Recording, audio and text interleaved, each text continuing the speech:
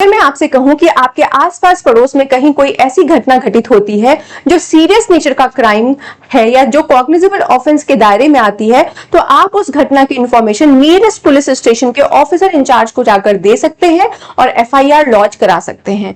जी हाँ, हमारा Indian law सिर्फ विक्टिम को ही नहीं बाकी अन्य लोगों को भी अधिकार देता है एफआईआर लॉन्च कराने का, क्योंकि एफआईआर का मेन मोटिव यही है कि हम क्रिमिनल जस्टिस सिस्टम को एक्टिवेट करें। तो चलिए समझते हैं एफआईआर क्या होता है और कौन कौन इसे लॉन्च करा सकता है। तो देखिए, एफआईआर मतलब फर्स्ट इंफॉर्मेशन रिपोर्ट। ये रिपोर्ट तब दर्ज कराई जाती है जब आपके आसपास पड़ोस में कहीं ऐसी घटना घटित हुई है जो कॉग्निजेबल ऑफेंस के दायरे में आती है, यानी कि कोई सीरियस नेचर का क्राइम वहां पे कमिट हुआ है।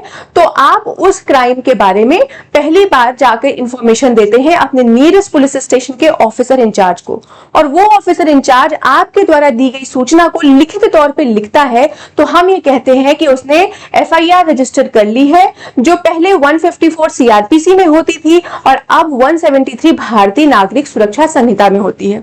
अब एफआईआर कौन कौन रजिस्टर करा सकता है? तो देखिए, एफआईआर पहली बात तो विक्टिम रजिस्टर कराता है, जिसके पास इस घटना की फर्स्ट हैंड इंफॉर्मेशन होती है, क्योंकि उसके साथ वो घटना घटित हुई होती है। विक्टिम के माता पिता भी एफआईआर लॉन्च करा सकते हैं, उसके लीगल रिप्रेजेंटेटिव भी एफआईआर लॉन्च करा सकते हैं।